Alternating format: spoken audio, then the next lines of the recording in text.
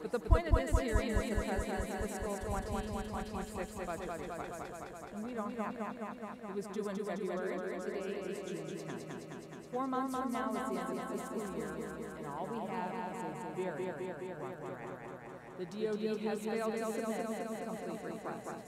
So today we are forced to mark up a rushed and incomplete defense appropriations. I don't blame Chairman Cole or Chairman Cole. The fault is squarely on the administration. But just like the CR, this has national security ramifications. We do not have the critical information, the granular details on the DoD programs that we need to make in order to be effective.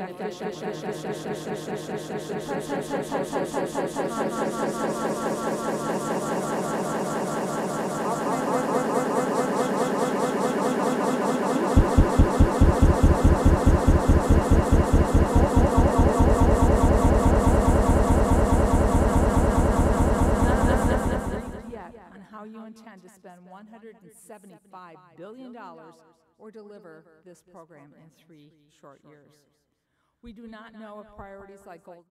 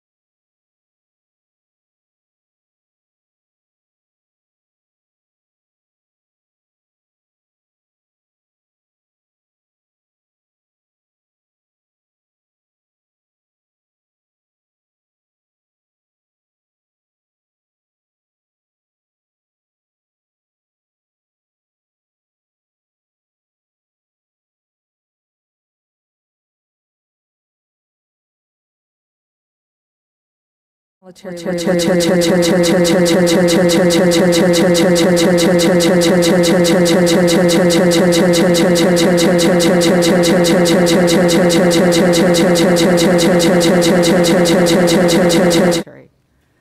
dedication, their heroism, their sacrifice on behalf of our nation deserve recognition, not erasure.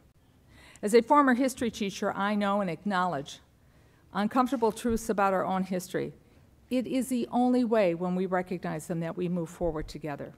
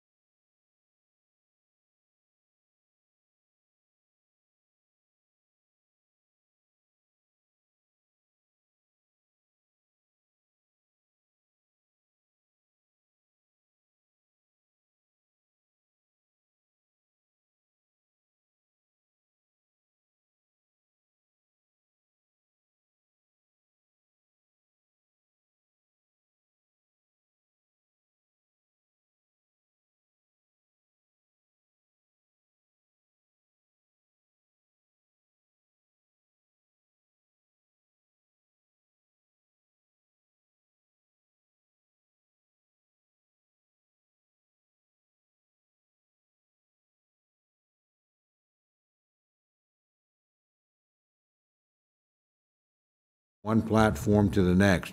And while space is the next frontier, I'm hearing more and more that space offers an answer to every problem. While I'm optimistic about space-based capabilities, tremendous capabilities until and frankly beyond we need diversified capability and support for programs across domains to ensure continued military dominance. I also want to hear more about the Department's efforts to produce a budget that balances maintaining a strong defense posture with exercising fiscal responsibility. I'll be seeking assurances that the Department's maximizing efficiency and eliminating wasteful spending. And Mr. Secretary, I look forward to hearing more about what you've done with the efforts undertaken so far. I must say I do agree with my friend Ms. McCollum. We need more information than we've gotten from OMB. That's not your responsibility, but it's critical for us to be able to make the decisions we're going to have to make. And again, I understand all the complexities of being a new administration. Nobody ever meets the timeline when they first come into office. And we've gotten a lot of good information from OMB, but the reality is we frankly need more than we've received so far to make the decisions that we're called upon to make. I want to emphasize the importance of congressional oversight, and again, I'm committed to working with the Department of Defense to ensure that our national security objectives are met. However, we also have a duty to hold it accountable for its spending and performance. And I think I can speak for almost everyone in this room. No one liked the way the fiscal year 2025 process ended. Again, that's not your fault, that's our fault. And there's plenty of blame to go around, but it's certainly an experience I don't want to repeat. I don't want you or your colleagues at the Department of Defense to have to operate under a CR again for the coming year. I know the difficulties that places on you. Every member of this committee knows that. You've got my commitment. We're going to work hard to avoid that this year. But again, we need some help from all concerned in the process to achieve that goal. And almost no one, again, as I said, liked the way the process ended, but we owe it to the men and women in uniform to get this right. It'll require collaboration with the department to inform and produce a product that will meet that goal. I look forward to being your partner in that effort. And again, I want to thank you for being here today. And again, I want to thank you for your extraordinary service to this country before you assumed this position. I think that's one of the reasons why we've done as well recruiting is people that are thinking about putting on the uniform of the United States have confidence in you because you've made that decision and you served this country with distinction before you ever came on this post. And leading by example is an important thing, and I want to thank you for the example you set for men and women that wear the uniform of the United States. With that, again, welcome in your first appearance, and we look forward to hearing your testimony. I yield back, Mr. Chairman. Thank you, Mr. Chairman. I'd like to now turn to the ranking member of the full committee, Ms. DeLauro, for any opening comments. Thank you so much, Chairman Calvert and Ranking Member McCollum, and always to, again, my dear friend, the chairman of the committee. We've worked together for many years in producing, I believe, bipartisan appropriations bills, and it's our attempt to be able to do that this go-round as well. Thank you for holding this oversight hearing on President Trump's Department of Defense. To our witnesses, Secretary Hegseth, Chairman Caine, Ms. McDonnell, welcome to the House of Representatives, and thank you for appearing before us today. Defense is the largest portion of our discretionary budget, yet you have still not sent this committee a complete budget request. We are in mid-June, Mr. Secretary. We are marking up a defense funding bill in a few hours, and yet we have no idea what your department actually needs. We have no details as to how you want to implement your plans. We should be discussing how you plan to get our submarine programs in order, how the Black Hawk platform will be utilized into the future, and how you plan to improve our service members and their families' quality of life. It is unacceptable for us to move forward with a defense funding bill without this information, and it is regrettable that the administration has put us in this position. If we cannot complete this process on time, we risk yet another continuing resolution, which is wasteful, inefficient, and detrimental to our military readiness. Already, your methods for funding our nation's defense programs are as unwise as they are unprecedented. You backed the first full-year continuing resolution for the Department of Defense. Particularly, defense has always been opposed to moving in that direction because of the uncertainty that a continuing resolution portends for defense and for the defense in reconciliation process instead of regular appropriations to fund vital programs. The appropriations process is wherein lies the power of the purse, according to the U.S. Constitution. However, this is still an essential opportunity for oversight, and the Department of Defense under your leadership is in desperate need of it. Your tenure as Secretary has been marked by endless chaos. Your first day in office, the Inspector General, whose job is to investigate waste, fraud, and abuse, was fired.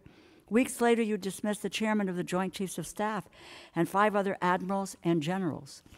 Your careless sharing of military secrets in a non-secure signal chat, which could have placed American airmen in danger, led to the firing of former National Security Advisor Waltz. You have directly fired several of your top advisors, and the ranks of civilian staff have been decimated within key agency posts, including the Defense Health Agency and the Missile Defense Agency. Mr. Secretary, of all the cabinet departments, stability at the Department of Defense is the most critical for Americans' safety and security. Going after waste in defense and an audit among contractors long overdue, as is a fresh look at defense after what we learned in Ukraine. But that requires thoughtfulness and cooperation, not rash and reckless purges of leadership and rank-and-file staff. And firings based on political loyalty are an affront to what our Constitution and our military stands for and depends on. Meanwhile, this administration has done seemingly everything possible to alienate America on the world stage and turn our back on our allies, particularly Ukraine. Our belligerent trade wars and the dismantling of our humanitarian mission all have implications for our national security. Why would anyone trust us or partner with us when we are busy undermining our allies' economies and encouraging China to fill the vacuum we are leaving by abandoning our humanitarian mission? The bags of flour that I've seen on foreign soil that say USAID, U.S. product of the United States of America, will be gone and instead will be replaced by China or Russia or Iran. Conflicts around the world that President Trump promised he would resolve overnight are only escalating. While we need to focus and prepare for threats to freedom and democracy worldwide, the Department of Defense is mired in controversy and chaos. The American people expect, deserve, and demand better from their military leadership, and the lawlessness across the government must end. This administration has unlawfully dismantled agencies and stolen funding across the government to give billionaires a tax break. America's future soldiers are learning in our public schools. Our future sailors might rely on Medicaid to see a doctor. Our future airmen and women might only have a meal to eat because of SNAP or food stamps, or they may live in subsidized housing. If tomorrow's service members are worried today about having their most basic needs met, then they are being held back from their fullest potential, and that weakens our national security. National security is not just machines and munitions. It requires a whole-of-government approach, which is why this administration must provide us an acceptable and complete budget as soon as possible so we can conduct proper oversight, and why this administration must cease the lawless stealing of appropriated funds. I thank the Chair and Ranking Member, and I look forward to your testimony. I yield back. Thank the gentlelady. We'll now begin with witness testimony. Gentlemen, without objection, your full written testimony will be placed in the record. Secretary Hegseth, we can start with you for your summary of your remarks. Secretary, you recognize. Well, Chairman Calvert, Ranking Member McCollum, distinguished members of the committee, thank you for the opportunity to testify in support of President Trump's proposed fiscal year 2026 budget for the Department of Defense. I'm honored to testify today alongside General Dan Caine, Chairman of the Joint Chiefs of Staff, and Bryn McDonald, who is performing the duties of DoD's Comptroller and Chief Financial Officer. I'm also proud to represent and serve our warriors and their families. Today, as they do every day, they are keeping America safe. They're defending the homeland, they're standing up and deterring communist China, and we're working hand in glove with allies and partners to achieve peace through strength. I'd actually like to start by thanking this committee and Congress for your bipartisan leadership to give our troops a big pay raise in 2025. This included an additional 10.5% raise for our junior enlisted service members, E1 to E4. Thank you also for supporting other initiatives that will improve quality of life for our warriors and their families. With a focus on our troops and their loved ones, I've directed additional actions that will further improve their quality of life. These include making historic investments in improving the living conditions in barracks and base housing, reforming the PCS process to reduce the cost and stress of moving, and improving the quality of care provided by the defense healthcare system. Now, the best part of my job is meeting and interacting with troops and their families. I hear their concerns. I know how it feels to face those challenges. I've been there recently. Each of these initiatives responds to feedback that I've received from the force, and I'll keep listening and looking for ways to improve their quality of life. Under President Trump's leadership, this budget puts America first and gives our warriors what they need. The $961.6 billion budget request, over $1 trillion for national security, will end 4 years of chronic underinvestment in our military. In the last 4 months, we've moved quickly to reverse course after 4 years of weakness and mismanagement. We've found nearly $30 billion in savings across the department, and we have reinvested those savings. We've killed wasteful programs, targeted bureaucratic excess, and redirected funding from Biden-era priorities to President Trump's priorities. We are re-optimizing the civilian workforce and repositioning resources to better support our warfighters. We're working with the Department of Homeland Security to increase border security. We've reduced China's malign influence in our hemisphere. We've defended freedom of navigation in the Red Sea. However, we still have a lot of work ahead of us to achieve peace through strength.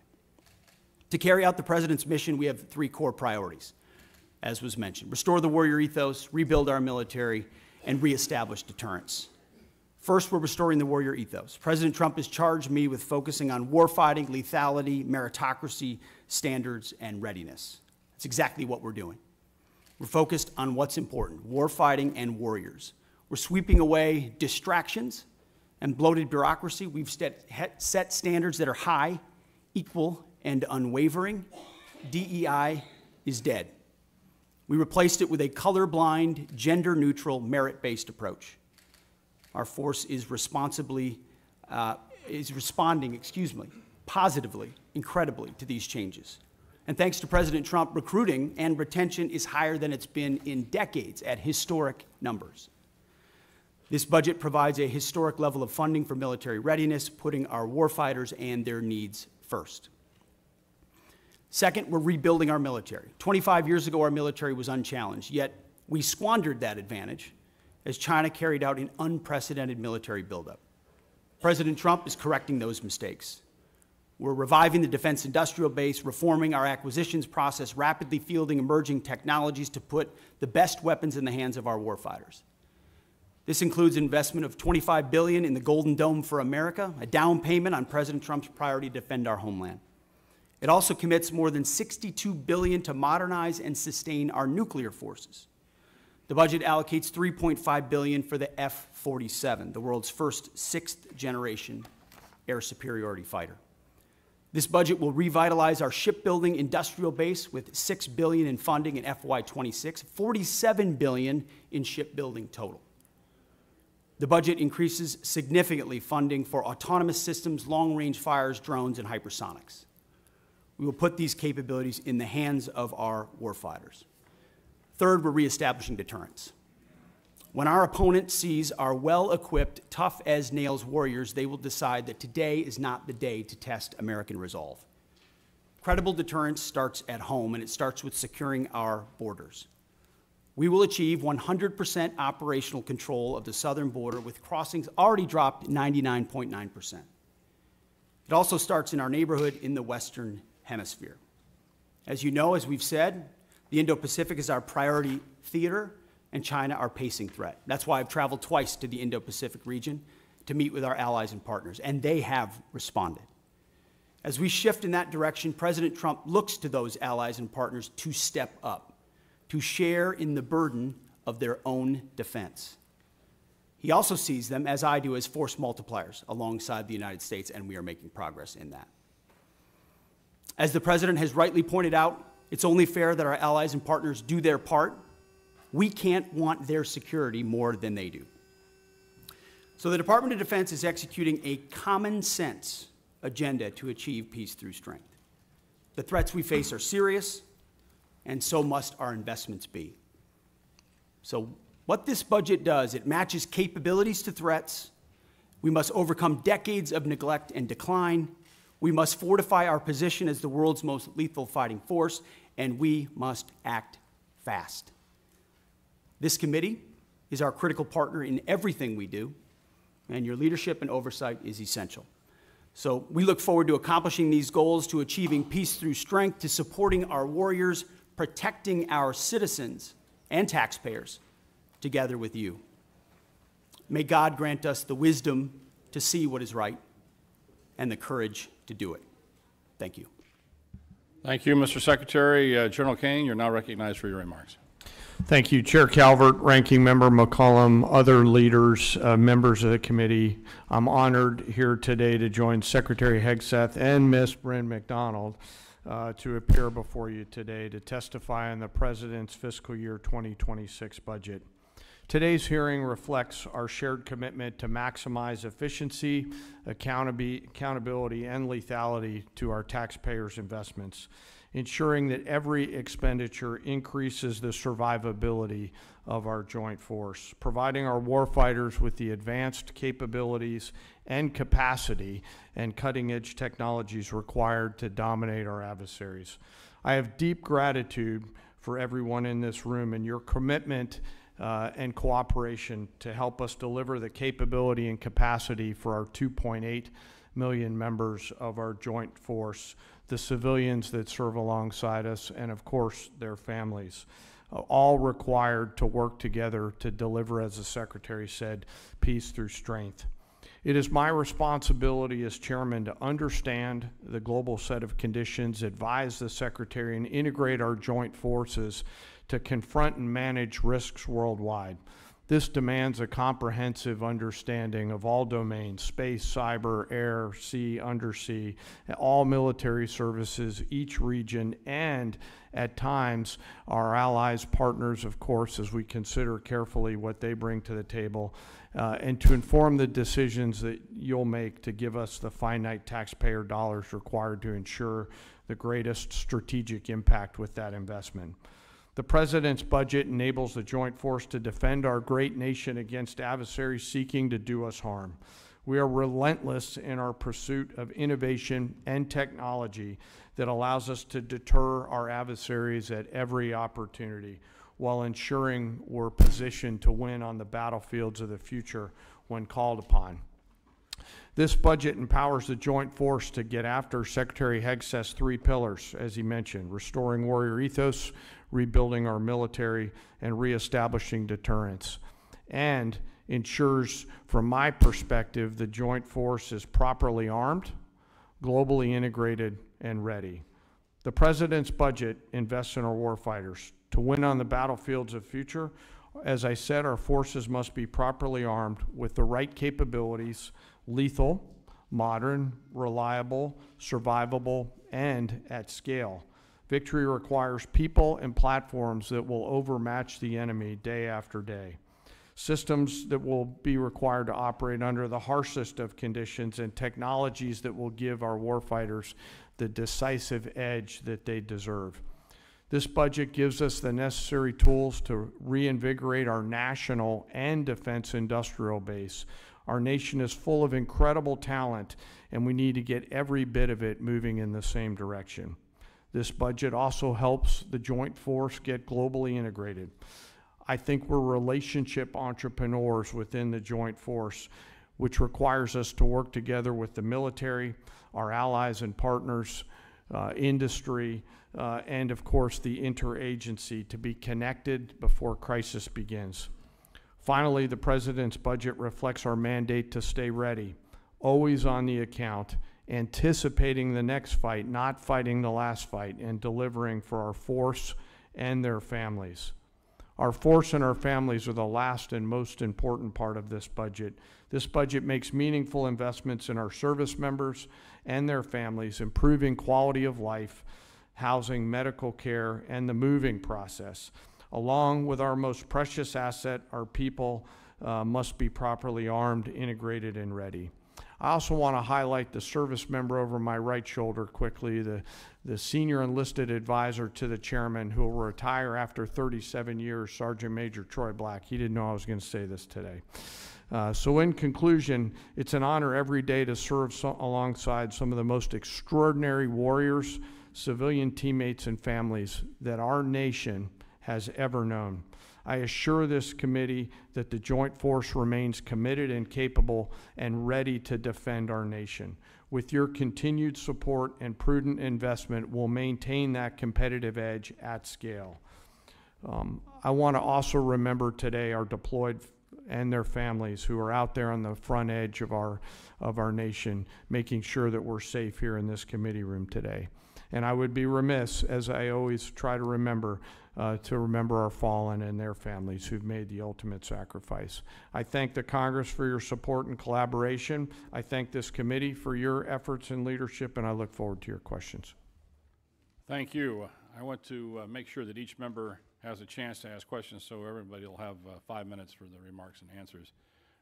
Remember, when the little light comes on and it's yellow, you got 1 minute left. So I'll begin by recognizing myself for 5 minutes. Mr. Secretary, the department recently issued a memo reducing the civilian personnel at the Office of Director of Operational Test and Evaluation by about 74% and reduced the budget by 80%. Now, everyone on this subcommittee can attest that I've been beating the drum for reductions in DoD personnel, civilian personnel, since I became a member of the committee, and that's a long time. In fact, I have a bill that would require the department to reduce civilian staff by 15% based on merit. However, I think we need to be intentional and clear-eyed about the functions that we reduce. As you know, DOT&E was established by Congress in '83 to centralize and strengthen operational testing, ensure that weapon systems are rigorously evaluated for combat effectiveness, suitability, and to address deficiencies in oversight and standardization within the Department of Defense. And there's a lot of examples of DT&E catching flaws that would have catastrophic consequences for our military, including loss of life. One example is the M2, M3 Bradley, which was designed to transport troops, provides fire support. The Army approved a system touting the armor, firepower, and mobility. However, when the independent testing was done, it was found out the aluminum armor was not a good idea and was susceptible to failure. And early versions caught fire and burned. And so obviously we made changes and rectified that, and the Bradley's been a valuable part of our military ever since. But we share the same goals to create a more efficient, leaner DoD, but with things like Golden Dome coming along, we want to make sure that the technologies we pick are going to work and that we fund them accordingly. So I understand the reduction is seeking to remove duplicative functions. We're not interested in delays, and I know that that's really high on your list. However, a layer of independent testing is, I think, important. In light of that, with the reduction, how will you ensure that the military services tasked with testing and evaluating their own programs will not revert to past behavior which showed they would approve systems in order to meet operational needs or budget timelines? So with that, Mr. Secretary, see if we can have an answer to that. Well, Mr. Chairman, I appreciate the question. How we evaluated DOT&E was a reflection of the overall approach we take in the department, which is how efficiently do we operate? Where are the bottlenecks? We talk about the things you talk about every single day. How do we get how do we get systems, platforms, future capabilities in the hands of warfighters as quickly as possible? And so a review led by myself, the Deputy Secretary of Defense, our friends at DOJ who've worked with us, have helped us look and identify places where we might find efficiencies. Now, I work, and my hands are directly in the middle of that, to ensure that as we seek those efficiencies and reduce those redundancies, we're not doing so in a way that undermines our capabilities or safety for warfighters in the future. DOT&E, after we got rid of a lot of the really low-hanging fruit of tens of billions of contracts and things that we've reduced, that were duplicative, that were completely wasteful, that were creating PowerPoint presentations that no one was looking at, you start to look at things like DOT&E, testing and evaluation, which in a headline sounds quite significant, and it can be in many ways. But when you ask the services, you ask the joint staff, you talk to the comptroller and CAPE, and you go across the other undersecretaries, there's a universal recognition that DOT&E's mission has bloated and expanded well beyond the scope of what it was supposed to be. And as a result, was expanding by months, and sometimes even more than that, the amount of time it was taking for systems to actually make it in the hands of warfighters. So you still have services in other places doing that testing and evaluation. This remains in place at a right size. So we see it as a right sizing of DOT&E. So it still provides that oversight and ensures across the joint force we're recognizing the challenges, but it doesn't add unnecessary time. So we recognize why it was created. We want it to do its job, but not more than its job. And that's what we believe it's doing by reforming it. Well, thank you for that answer. Obviously, as we expect new systems, new technologies to come online quickly, we want to make sure this committee that we're funding it properly and make sure that you can handle the volume in which that you're anticipating, especially with a new technology like Golden Dome, which, you know, we still, as the ranking member pointed out, we still haven't seen a clear definition of what it is and what it's a strategic theater system, lower 48, Hawaii, Alaska, the rest of it, and how these layered systems are going to be put out there to defend the country and to make sure that we're not spending a lot of money unnecessarily. So testing and evaluation is going to be an important part of that. With that, I recognize Ms. McCollum. Thank you, Mr. Chair. Mr. Secretary, I plan to ask you some budget questions about the following: the cost of the Qatar plane, where the money from the Army's parade is coming from, or the National Guard deployments to the border, where that funding is coming from. I honor and celebrate the United States Army, but I'd like to know how much this parade is going to cost. I have sent the department letters on several occasions on this, and I'm still waiting for a response. But then something else happened this weekend, and it needs to be addressed.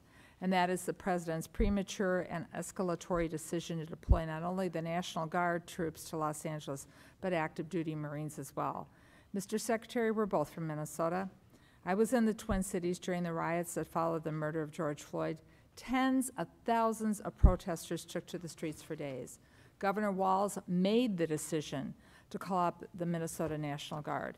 At no point did we need the citizens of Minnesota request that the Marines be deployed. Our state and local law enforcement, along with our National Guard, who have worked on crowd control, they were more than enough. They were more than capable of handling this situation.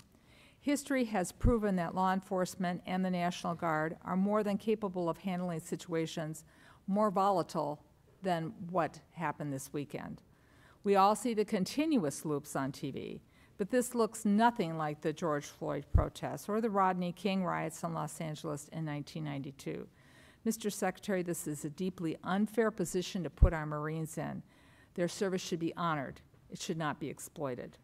The President has issued an executive order and talked about deploying troops across the country. Los Angeles County has 17,000 law enforcement personnel, and the state of California has 24,000 National Guard troops. So that's why the Los Angeles Chief Police to say, and I quote, "The possible arrival of federal military forces in Los Angeles is absent a clear coordination, presents a significant logistical operational challenge for those of us who are charged with safeguarding the city," the end of his quote. As I mentioned before, in Minnesota, we train for those things together. So there's no need for the Marines to be deployed. So here are my budget questions, though. What is the current cost for what is taking place in California, and how is it going to affect this budget or the budget we're currently serving under? How much are these deployments going to cost for both the Marines and the National Guard? And what training or duties are not taking place because of these deployments? Where in your limited budget, sir, are you going to find, in the remainder of this fiscal year, are you going to pull the money to cover these deployments? What holes are being created? Well, Congresswoman, thank you for the question. You are right. We are both originally from Minnesota, which is why I recall 2020 quite well, when Governor Walz abandoned a police precinct and allowed it to be burned to the ground, and also allowed 5 days of chaos to occur inside the streets of Minneapolis. The police precinct, ma'am, was abandoned and burned to the ground. And because of that, the National Guard was eventually far too late mobilized. And President Trump recognizes a situation like that, improperly handled by a governor, like it was by Governor Walz, if it gets out of control, is a bad situation for the citizens of any location. So in Los Angeles, we believe that ICE, which is a federal law enforcement agency, has the right to safely conduct operations in any state and any jurisdiction in the country, especially after 21 million illegals have crossed our border under the previous administration. ICE ought to be able to do its job, whether it's Minneapolis or Los Angeles. I have limited time. I asked a budget and they question. Are being, Could the Secretary please address the budget? Thank you. You asked about the situation in Los Angeles, and we believe ICE agents should be allowed to be safe in doing their operations, and we have deployed National Guard and the Marines to protect them in the execution of their duties, because we ought to be able to enforce immigration law in this country, unlike what Governor Walz did in 2020. There are 17,000 LAPD, you mentioned that. There would be 18,000 if not for the defund movement that folks like Gavin Newsom and Karen Bass have implemented. The police chief said she was overwhelmed, so we helped. If the Secretary is not going to ask the budgetary questions, I will yield back my time if the Secretary refuses to answer the budgetary questions I put before him. They're important. What training missions aren't happening? Where are you pulling the money from? And how are you planning this in the moving forward? These are budget questions that affect this committee and the decisions we're going to be making in a couple of hours. If you're not going to answer them, please let the chairman know, and I will take back my time and I will yield it back to the chairman. Mr. Secretary, I want to just let us know what accounts you're pulling the money to fund. Thankfully, unlike the previous administration, we've got a 13% increase in our defense budget, and we will have the capability to cover down on contingencies, which is something the National Guard and the Marine plan for. So we have the funding to cover down on contingencies, especially ones as important as maintaining law and order in a major American city. As far as training, all of the units on the ground have been fully trained in their capabilities of what they're executing on the ground. For budgetary, if he needs to get back to the committee with the numbers, I'd appreciate it, both current and present. Happy to submit them for the record. Gentlemen will receive an answer to the question for the record. Gentleman from Oklahoma, Mr. Cole. Thank you very much, Mr. Chairman. Mr. Secretary, again, welcome. As I mentioned in my opening comments, I'm very concerned about retiring legacy systems. They need to be retired. No problem there, but doing it too fast and not having replacements coming online. I've got a particular concern where E3s, as my colleagues know, AWACS are. There's 31 of them in the fleet, or there were. 15 have been retired since 23. They fly out of Tinker Air Force Base for the most part, which is in my district, hence my parochial, but I think legitimate interest here. Very interested in seeing, and this committee's done some important work in positioning us to acquire and field E7s. It's not a new technology. Our friends in Australia use it. Our friends in the United Kingdom use it. It's much superior to what we have. And so, again, this is one of the areas where we're concerned where we don't have the budget information from OMB we'd like. So I'm curious about what your thoughts are on the platform and replacing them. Do you have any idea about the speed and costs that you're planning to move in that particular area going forward? Well, I appreciate the question, Mr. Chairman. And priorities and decisions are what we're in the business of on the budget side, on the capabilities side. And I think President Trump has charged us with making the big, difficult decisions after a lot of deferred maintenance and deferred decisions to ignore parochial priorities in large part and focus on what the department needs and where it needs it and when it needs it. And that means some tough calls. And there are platforms we've supported as a result, and there's some platforms and systems that we won't support going forward because the services have requested it, or we've identified those are systems and platforms that don't orient toward a future threat. I mean, we've learned a lot from what's happened in Ukraine. We've learned a lot from what China is attempting to do and the systems they're building. So if we have systems and platforms that are not survivable in the modern battlefield, or they don't give us an advantage in a future fight, we have to make the tough decisions right now. That's my job, that's the chairman's job, and it's our job to fund those new systems and make tough calls. So the E7 is an example of that. We're going to fund existing platforms that are there more robustly and make sure they're modernized. But we believe most of the ISR, or a great deal of the ISR in the future, will be space-based, and not in a scientific space-based, we hope we'll get there, but in a we're funding capabilities that will surpass some of those airborne capabilities. So we're willing to continue to review things like the E7, but from our view, investments in existing systems that carry forward that capability alongside even bigger investments in space-based ISR gives us the kind of advantages we need on a future battlefield. I think that's a fair point. I would point out, I've been on this committee a long time. I watched the U.S. Army waste $29 billion on the future combat system because it was going to be so great. And it didn't, and we wasted a ton of money. We got a platform here that works. Space is great. It's unknown. It's undeveloped. And I would just urge you to look at this pretty carefully as you make the decision. We certainly will as a committee. I don't know how much time I've got left because the clock's not running. You're the chairman, so. Well, I will try and be respectful to the committee and certainly respectful to our witnesses. I have one other quick question, if I may, and I think probably a lot of members have had these concerns. Look, I'm largely very much in favor of the hiring freezes and some of the things you've done personnel-wise. So this is not a criticism, but I do hear that we have certain exempt positions, like aircraft mechanics, like firefighters. We're having a problem with that. Again, Fort Sill, I got the home and the field artillery and air defense artillery as well. It's a pretty military district. Nobody's being critical, but we're having a hard time getting, these are exempt categories, those filled. Can you sort of tell me where we're at on that? Because these are mission critical people. It's a great question, sir. It's something we're paying very close attention to. In fact, we meet on it multiple times a week. It includes shipbuilding capabilities, child care centers. There are a lot of positions that affect our industrial base, our capabilities, or our families that we are working diligently to ensure we're getting those exceptions as quickly as possible, those waivers. But we're also trying to do right by right-sizing the civilian force, which has gotten too bloated too fast and has mostly been right-sized through voluntary separations through DRP. So I acknowledge that. And we can get you a full list of the exemptions as well to make sure you understand where we're making trade-offs. I'd appreciate that very much, Mr. Secretary. Thank you. Thank you, Mr. Chairman. Yield back. Thanks for your courtesy. Thanks. Gentlemen, Mr. Lauro. Thank you very much, Mr. Chairman. I'd like to focus, Mr. Secretary, my question on submarines and our national security, our military shipbuilding, and as I said specifically, submarines, critical investment for national security and for the economy of my home state of Connecticut.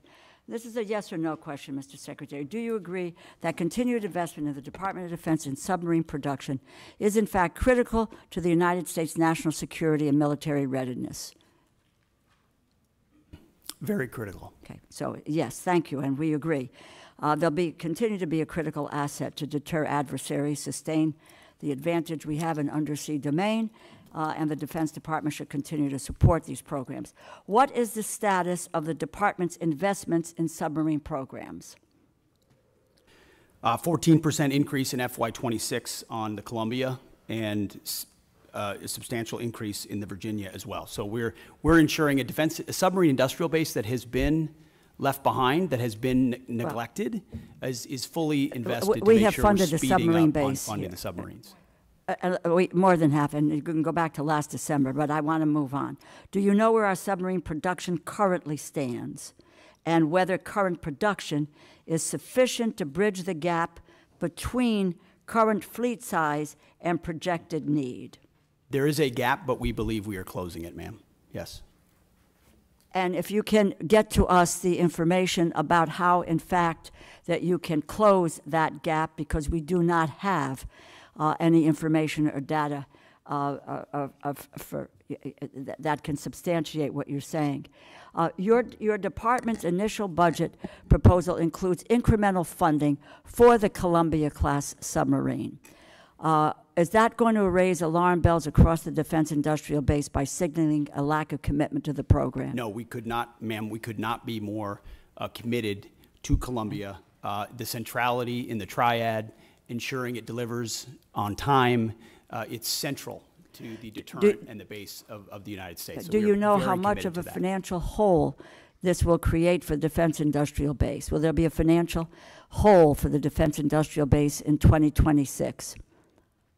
Certainly not based on our projections. There is not a hole. We're investing in Columbia robustly. Okay, without numbers, it's my understanding the department is planning to move $3.1 billion for the Columbia class from 2026 and spread it over 2027 and 2028. This creates a serious problem for industry in the short term and hampers shipbuilders' ability to reach an adequate production rate. Have you been in contact with Electric Boat or with Huntington Ingalls about your plans? Almost every day, our Deputy Secretary of Defense, alongside our Secretary of the Navy, are actively engaged with all of our shipbuilders and shipyards to make sure their needs not only are being met, but their shortfalls are being addressed so that we can close that gap in real time, which has existed. So that you can really lay out for us the information which we would like to get, what this committee needs to take a look at, because I know you believe that submarines are important, as I do, but getting the specific information about where we stand, what the production rate is, what gaps there may be. We're willing to listen to all of that because, in fact, in contrast to what your earlier statement was, we have, in fact, supported mightily the submarine industrial base from this committee. That has not been neglected. Do you have a plan for making the investments necessary to ramp up submarine production to the necessary elections? I would just tell you, as part of the December continuing resolution, Congress included $5.7 billion for the department to put on contract for 2 additional Block 4 and 1 Block 5 Virginia-class submarines. The Navy advised members that these funds were required to be placed on contract by February of 2025. Yet the department did not put funding for the 2 additional Block 4 boats on contract until April 30th. So do we have a plan, do you have a plan for making the necessary investments to ramp up submarine production to the necessary levels?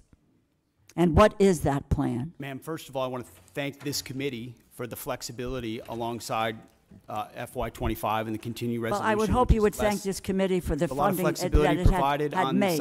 We have made a serious investment. So your first statement is inaccurate.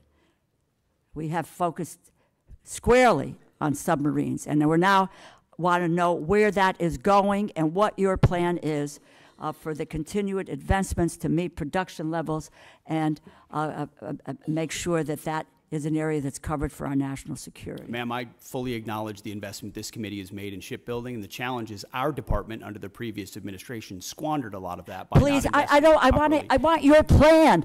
I've had difficulties with the prior administration, and I don't mind calling them out. What is your plan for the future? Can we get that in writing and on paper so that we know where you're going? Because we don't have anything today. We have zip, nada, and knowing where you're going. You could talk percentages. You can talk about whatever you want, but unless this committee sees dollars and cents and where you're going and what your plan is, then we may reconsider what you need to do to go forward. Give us the details. Congresswoman, we have the details and we will provide Well, them then for let's you. have them before we, and my hope is that we could get to it before we go to a markup within a few hours here today. I yield back my time, Mr. Chair. Gentlelady yields back her time. The Dean of the House, Chairman Rogers. Thank you, Mr. Chairman. Welcome, gentlemen and lady. Let me ask you about the stunning success of the Ukrainian drones of last week.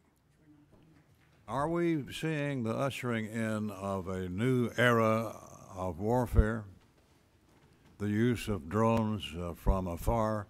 After all, these drones were smuggled into Russia, hidden for a great span of time, and then activated from 2,500 miles away. Are we prepared, both defensively and offensively? Mr. Secretary?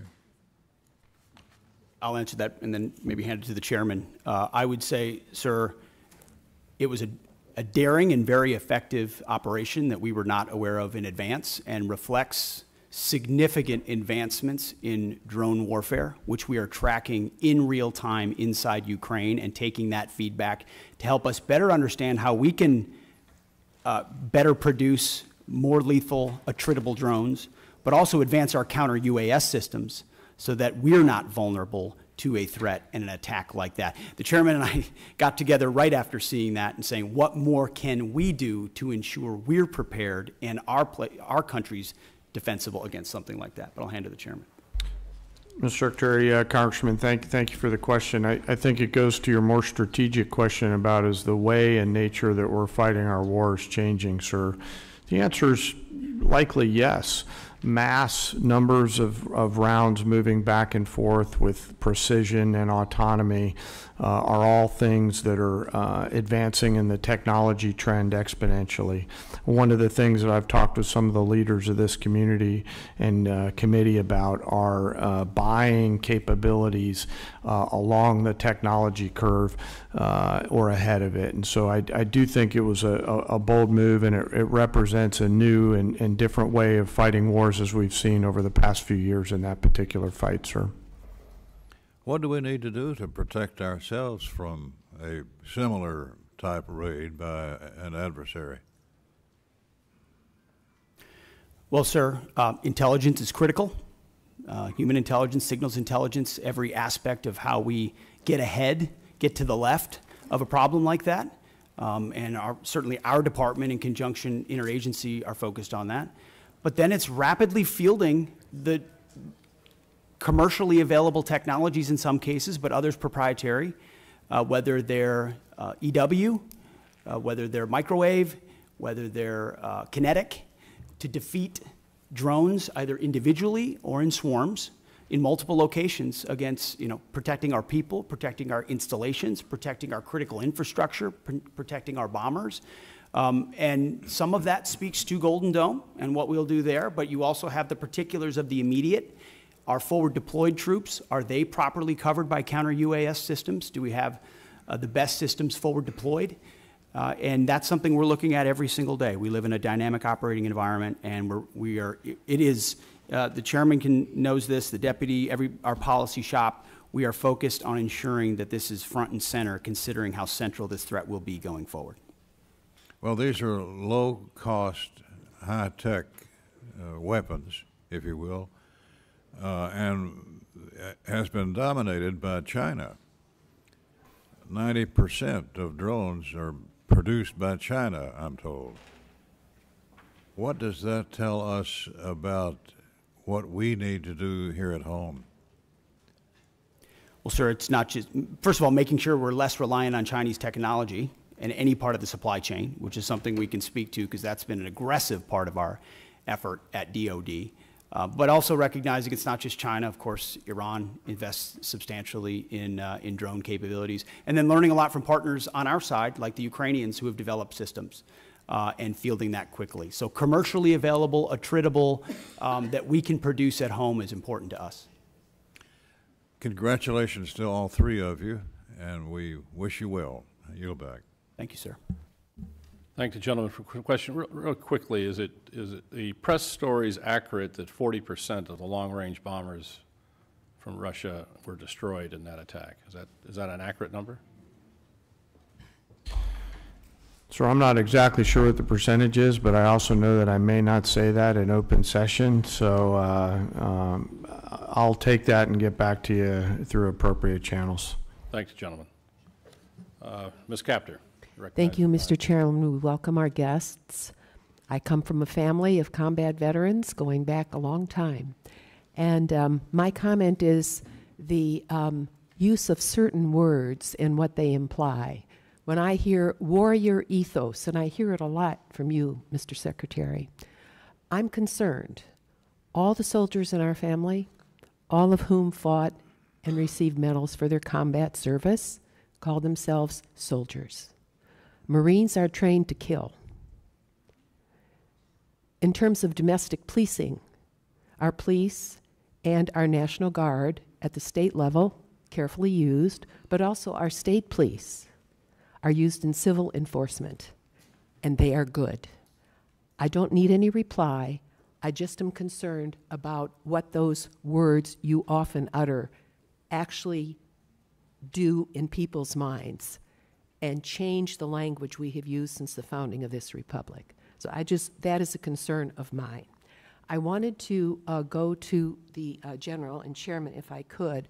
We've heard a lot this morning about defense industrial base. And this is something I ran for office on a long time ago.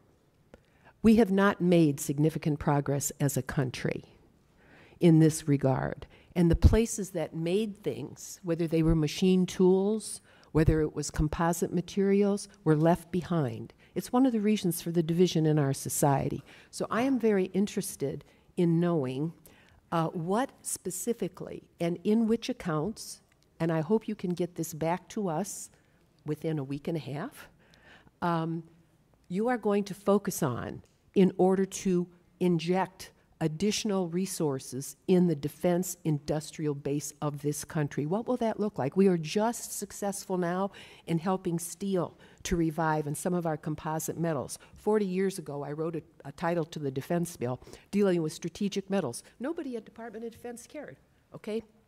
So I'm interested in which accounts, if you could kindly get back to me on that, and when you say defense industrial base, budget-wise, in which accounts, what does that mean? All right, I don't expect you to answer it now.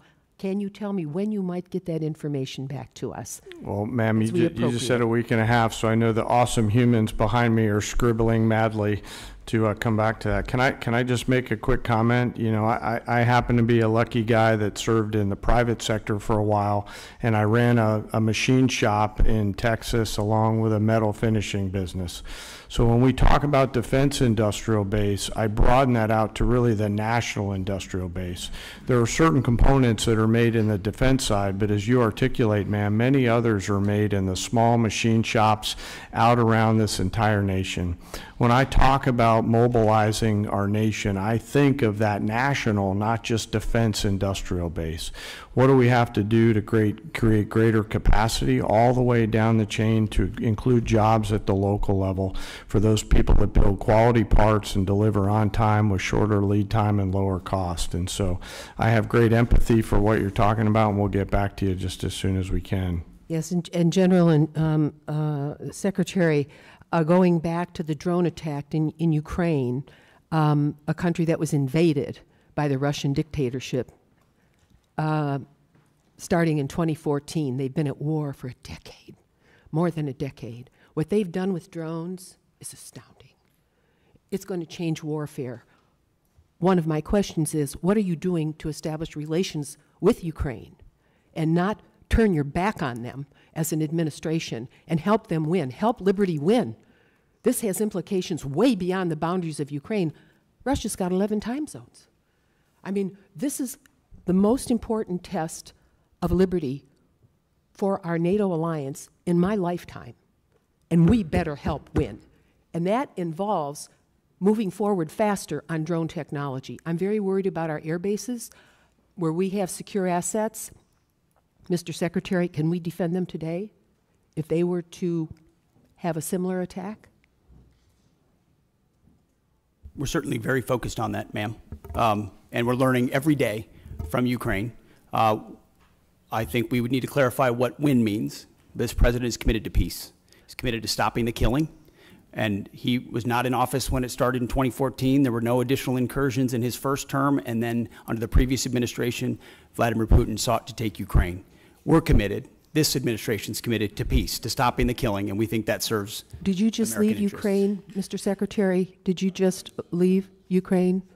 Young lady's time's expired, but if you can get I did back not leave Ukraine. to us on that. No, that Have would you be great. visited Ukraine? No, ma'am. My first trip No. there, sir, was Young lady's 1973. I time yield back. has expired. Mr. Carter, you're recognized for 5 minutes.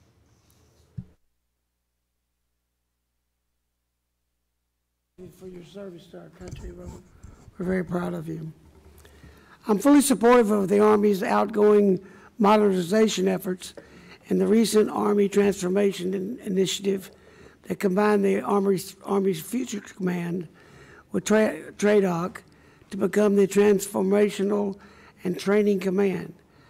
How are you both going to create a partnership between the Assistant Secretary of the Army for Acquisition, Logistics, and Technology, and this new command to ensure the acquisition authorities are modernized and synchronized to achieve the maximum lethality and deterrence? I'll take that. Maybe I'll hand it to you, Mr. Chairman, as well. We are very encouraged and supportive of the Army's transformation initiative. General George has been critical to that, as has the Secretary of the Army, Dan Driscoll. And together, it's been a heck of a partnership and a willingness to get at the core issues facing today's Army and ensuring it is reformed and modernized to meet the threats of the future. One of those aspects is merging those commands. And I can tell you, whether it's the warrior ethos or lethality, that is central to why we make decisions. Ensuring that we're not making decisions on behalf of bureaucrats or process, but to ensure we're getting the most lethal aspects of what we do front and forward as quickly as possible. And that involves things like Futures Command and TRADOC. And when you merge those things, you have to make sure you're getting rid of things that are redundant and pushing forward things that matter the most. But I'll defer to the chairman. Well, I've shared that commitment completely, and I share this transformation. What do you see as the fundamental capabilities of this command must develop to ensure that we have the lethality and deterrence necessary to succeed in Indo-PACOM? That's where the future is. Sir, I'll first echo the Secretary's respect and appreciation for Secretary Driscoll and General George. They are a team, and that's always great to see from a warfighter's perspective when you have such a nested combat pair, if you will, that are driving at the same set of objectives. I think there's clarity, Congressman, in the minds of both the Secretary and the Chief on the need for things like long-range fires in the Pacific. And in order to pay for those, they're making those difficult decisions down the Army Transformation Initiative in order to pay for them. Well, when we started talking about the Futures Command, one of the things that I was hoping we would do is we would not get a project stacked up on somebody's desk and stacked that high, and when he got down to checking on that, oh, that goes to you, and it goes on top of another, on the bottom of another stack that high. And so we get delayed and delayed and delayed and delayed in certain areas of bureaucracy. I think that is dangerous for our country as we look forward in Indo-PACOM. Yes, and that's sir. why I asked the question. Another issue that's very important, the department has historically relied on outdated production techniques of energetic manufacturing, which may have remained unchanged since the Second World War. How is the department ensuring that investment in next generation energetics manufacturing, such as AI, machine learning capabilities, and enabling and assurance of quality assurance, robotic-driven load, assembly, and pack, and automated formation processes. A prioritize and transition out research and development that is capable of producing these pathways. In other words, a modern way to load and turn out ammunition in the simplest terms. We're robustly funding things like DIU, like SCO, like the Office of Strategic Capital, to ensure that commercially available options, other companies are able to compete that traditionally are not involved in procurement at the Defense Department, so that the valley of death is eliminated, and you're able to bring in actual competition and dynamic solutions. Otherwise, ammunition's a great example. It's very antiquated in many cases. We're still making rounds the way we made them after World War II. You have to project out what you want to make, send that signal to industry, and then allow innovators to enter that space so they can bring new technology and rapidly field those new technologies. Otherwise, you're stuck doing it the same way you've always done it. Sir, I was going to add something, but I'll hold off if you're going to roll. You can get a written response to the Yes, sir. gentleman from Texas on that. That's a concern to all of ours, is to modernize our manufacturing capability for we can get back manufacturing to the United States. Well, Mr. Cuellar, you're recognized. Thank you, Mr. Chairman. Mr. Secretary, and all three of you are welcome, and thank you for your service. I represent an area from San Antonio all the way to Laredo, the border. In San Antonio, we got Joint Base San Antonio, the largest joint base in the Department of Defense that contributes over $151 billion to the Texas economy. We support 266 mission partners. San Antonio also has the second largest cyber footprint in the nation, hosting the 16th Air Force cyber. And then, of course, the military facilities that are the best in the country also. Along with that, going down to Laredo, the largest port in the country, 9th largest in the world after 8 Chinese ports. Number 9 in the world is Laredo. And my question, Mr. Secretary, has to do with one of your plans, and ask you to, welcome you to San Antonio, let the San Antonio folks come in. It has to do with Army, U.S. Army North and U.S. Army South. I'm not going to go with their missions or critical mission, but what concerns us in San Antonio, both the Democrats and Republican members of Congress and senators, we're concerned that, in setting up a Western Hemisphere Command, which I think it's a good idea, that you move it away from a place like San Antonio, where, we have the infrastructure, the personnel, the community partnerships to work with you on this. And I say this because I think your testimony has about 11,900 troops that are down there working with the Homeland, which I support. And keeping in mind what's happening with the cartels in Mexico and other places, I would ask you to, when you look at this Western Hemisphere Command, that you don't move it 1,500 miles away from the border, especially in a place like San Antonio. I think we got a few Texans here that can talk about the rest of the state of Texas, and some wannabe Texans also that can talk about what the facilities we have. But I would ask you to, as you consider this, to keep the command, Western Hemisphere Command in San Antonio. Well, sir, count me amongst some of the wannabe Texans. Tennessee's close enough. Hey, we got no state income tax. Keep that. It's true.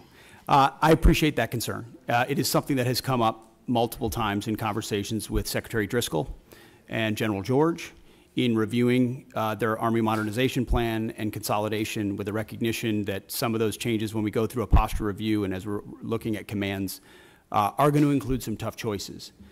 Some of that includes ranks and positioning, but you still are going to have, at some level, a south and north bifurcation. The question is where that is headquartered, and we are in an ongoing review on that, of exactly where that will shake out. But I would encourage continue deliberation with Secretary Driscoll.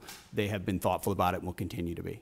And I understand that there's decisions have to be made, efficiencies and all that, but just ask you, as you look at that, if we're doing so much investment on the border, Yeah. and we already got the infrastructure down there in San Antonio and all the support from the other military bases across the state of Texas and the partnership, I would ask you and the Secretary to, to please, before you make a decision, go drink the water, go, feel what we have in San Antonio and the surrounding areas in Texas, to consider that instead of just making a decision by the paper on that.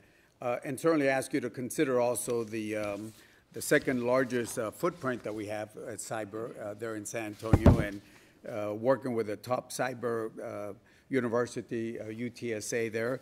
And of course, the military facilities that we have, which are in the best.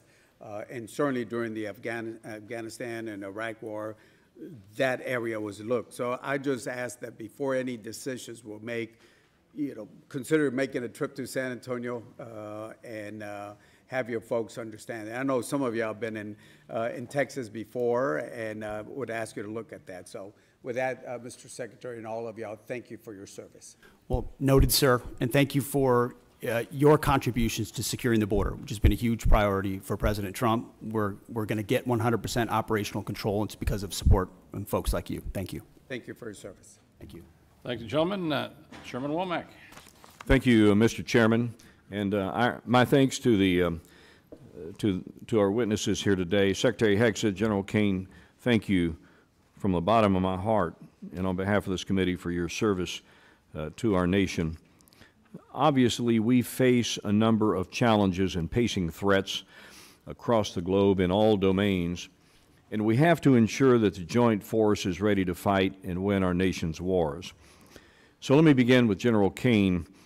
What risks do the recent force structure changes or proposals in the Army and Marine Corps present to the joint force, given your global force integration responsibility? Can you speak to that for a minute? Yes, sir. And I'll be mindful of the environment that we're in and speak broadly, and thank you for the question.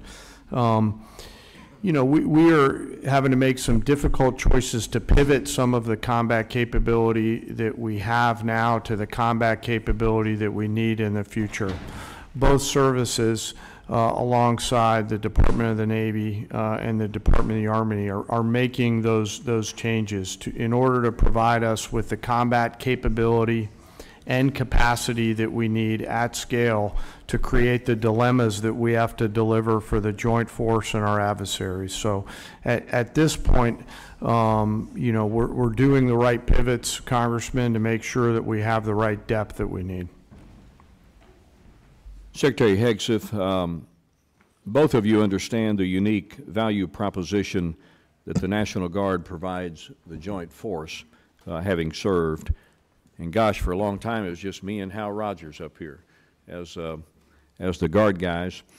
So it's good to have some company. As we're looking to be efficient with federal dollars, I always kind of believe that the Guard and the reserve component structure in general brought what I called value to the force. That I realize it's probably not at the same level of proficiency that the active duty counterparts might have, but they bring value to the force. And when we need to surge responsibly and quickly, then the Guard and Reserve are certainly at the ready to do that. My question is pretty simple. Can you both commit to ensuring that the National Guard component is resourced and equipped properly to meet not only today's operational demands, but those in the future? And I ask this question having had experience back in the day when the National Guard was more or less a reserve force, and it was only after 9/11 that we began to use the National Guard in a truly operational form. And I thought it did a lot of great things for the Guard. I thought it brought value to the force, and I worry sometimes that we may, pivot back to the time when the National Guard is relegated to more of a reserve structure rather than able to surge with our forces in a moment's need and be able to deliver combat capability and combat service support capability when needed. Can you speak to that, Secretary? Sir, I think it's an excellent point. It does, the National Guard and Reserves bring great value, not to mention the civilian skills, the additive civilian skills that they bring. Completely recognize the shift that happened after 9/11. I was a part of that, as were many people in the Guard of our generation. I think we're entering an even another phase, especially under President Trump with his focus on the homeland, where the National Guard and Reserves become a critical component of how we secure that homeland and apply those civilian sets across the spectrum. So when you're looking at, say, the Army, for example, what we need in the active Army vis-a-vis the National Guard will not be a reflection of what we need or don't need. It will be a right sizing of where that particular application would be best used. And the National Guard is a huge component of how we see the future, sir. General Caine. Sir, you know, the policy makers tell us what size our force should be. What I will commit to you, and by the way, thank you both for your service in the Guard. As a fellow Guardsman, you're legendary in those hallways. What I will commit to you is that I'll make sure that the voice of the Guard is heard at the policy level, pursuant to my job as a chairman. I yield, Mr. Chairman. I thank the gentleman. Mr. Case. Thank you, Chair. Mr. Secretary, at the Shangri-La Dialogue in your speech of May 31st, you stated, and I quote, "Here in the Indo-Pacific, our futures are bound together. The prosperity and security of the Indo-Pacific are linked to those of your people." You went on to talk about the benefits from the, quote, "peace and stability that comes with a lasting and strong American presence here in the Indo-Pacific," end quote. Do you believe that the only way to achieve our contributions to peace and security and stability in the Indo-Pacific is through military strength alone? Sir, certainly not through military strength alone, although military strength is the business that we're in. So we're building partnerships across mill to mill, whether it's the Philippines, Japan, Australia, more actively than any other part of the world, because the application of American strength is not America alone. It's by, with, and through partners who share mutual objectives. And so we are very invested in military-to-military relationships. So you, as the Secretary of Defense, believe that we need to take a broader approach in the projection of national power, national influence than simply our military. Is that correct? Well, sir, that's not my job. My job is the military application. So yes, others will determine the broader spectrum of that, but it's always useful to have other applications of power as well. But how others actually do that does impact your job in running our military, right? I mean, your military operations, your military presence, your mill-to-mill relationships that I agree are important are all going to be impacted by our non-military projection of power, influence, and assistance throughout the Indo-Pacific. Is that correct? I would just say that from my 2 recent visits to that region, meeting with many of those ministers of defense multiple times, their focus is what capabilities can we share together, interoperability and capabilities that establish deterrence, because the most important message America can still send, and they can still send, is hard power capabilities. What can we project? Where can we project it? As the chairman said, what dilemmas can we create? That's the business that we're in. And so we work with those partners that share common goals. And our militaries are working better together than they ever have. And I appreciate your focus on the military side. That's obviously directly your job. But I'm asking you to think and comment more broadly on our big picture approach to the world.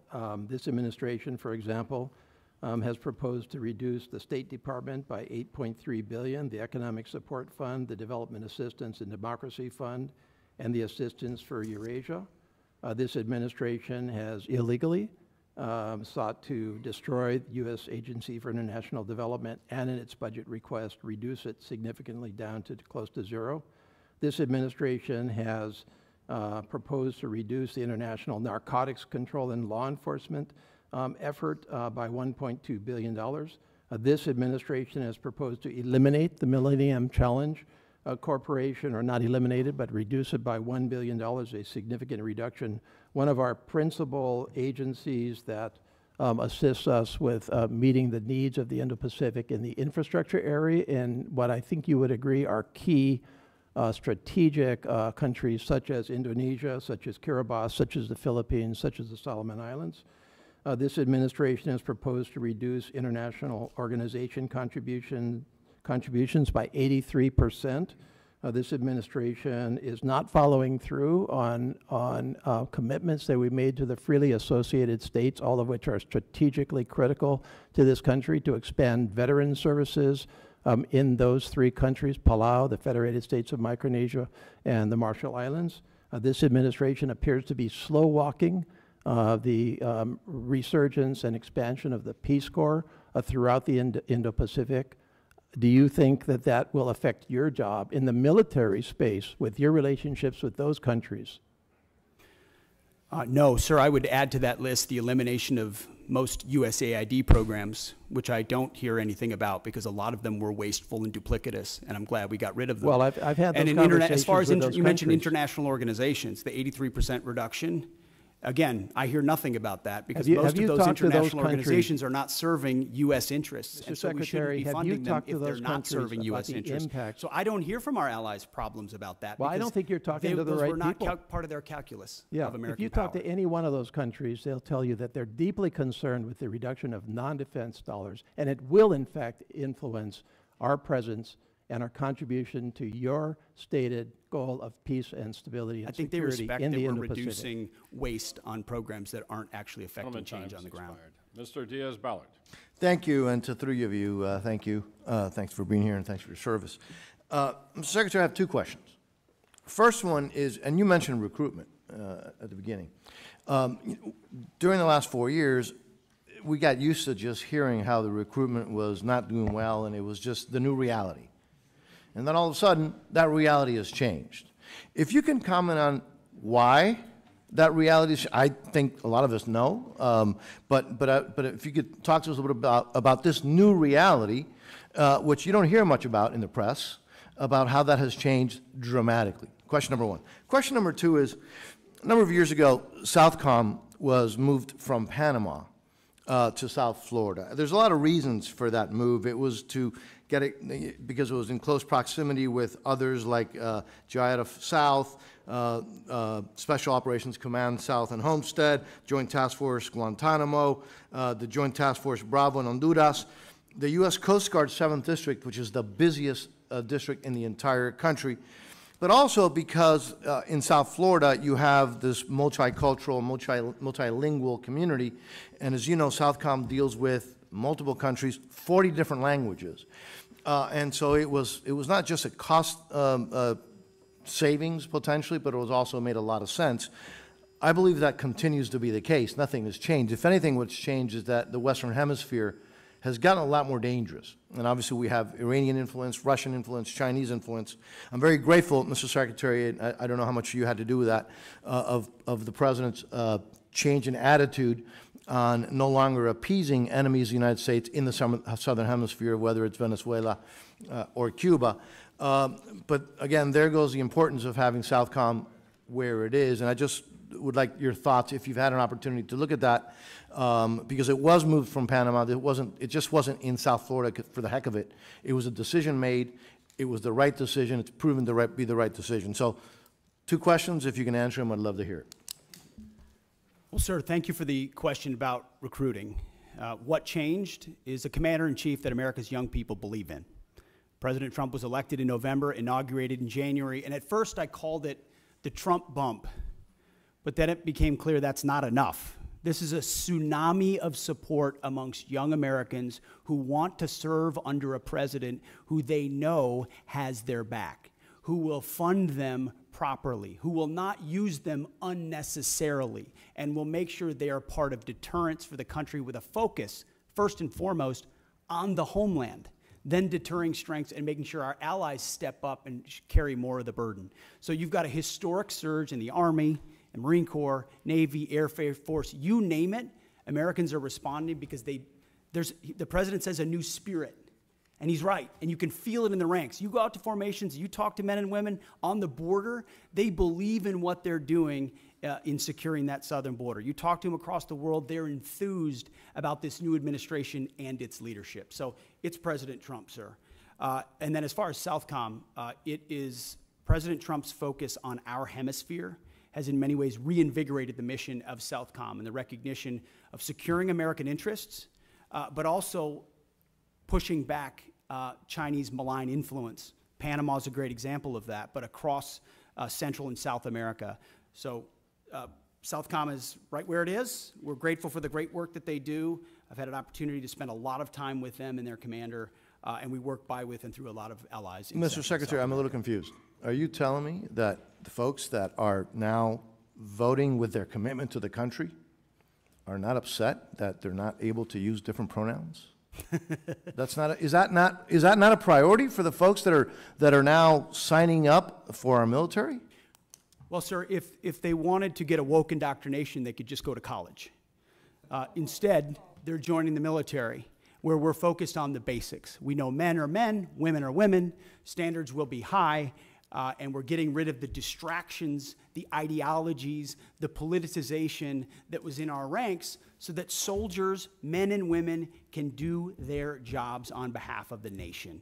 I think that's all that American people, all the people who want to serve want, is that clarity and that support, and President Trump is giving it. Well, Mr. Secretary, I would also add that I think having you there has made it very clear what the attitude is. And I will tell you, to me, it's really, really refreshing, and I thank you all. I appreciate it. yield back. Thank you, sir. Yields back. Ms. Lee. Thank you, Mr. Chairman. Thank you for being here. Mr. Chairman, I ask unanimous consent to submit to the record an article from the New York Times entitled, "China's Chokehold on This Obscure Mineral Threatens the West Military." Without objection. Mr. Secretary, this article that I just referenced outlines how the Department of Defense paid an Australian firm 10 times more than it paid MP Materials, an American firm, to onshore the full ecosystem of rare earth production. MP, the largest U.S. rare earth producer, has invested $1 billion of its own capital since 2020 and employs more than 800 Americans. Yet it was undercut by an Australian firm that never even broke ground in the U.S. MP Materials is ready to install their samarium processing equipment and help the U.S. combat China's export controls.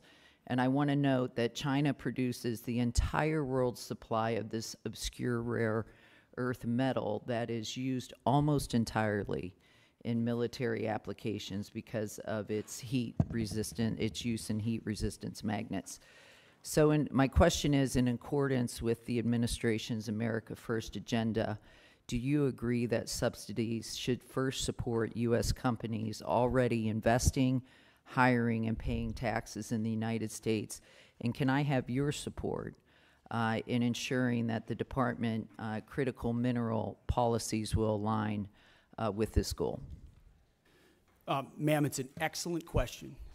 It's something we have been very focused on. In fact, my Deputy Secretary, it is his #1 is ensuring that sourcing of critical minerals, whether they're heavy or light rare earths, are sourced reliably in America first, and if not, then amongst allies. I won't reveal or talk about more than that in a setting like this, because we have reserves and we have capabilities, but at the same time, we have to aggressively work, and MP Materials, Mountain Pass, is a great example of a place where we can partner with industry. But what does China do? You know this. China undercuts the market intentionally to try to corner the market, and we have to account for that in the way that, in the things that we support.